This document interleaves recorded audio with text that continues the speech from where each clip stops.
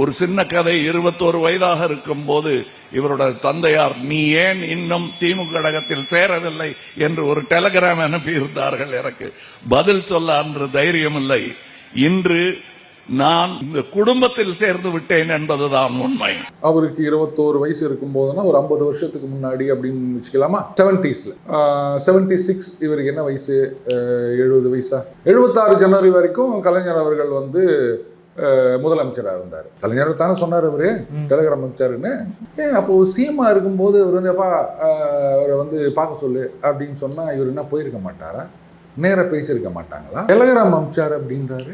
இவர் என்ன அவ்வளோ பெரிய அப்பாட்டகரா? நேரில் சொல்லி இல்லை யார்கிட்டயோ சொல்லி அமைச்சா அவர் வரமாட்டாரா? டெலிகிராம் அடிக்கணுமா? எங்கேயாவது நம்புற மாதிரி இருக்காது.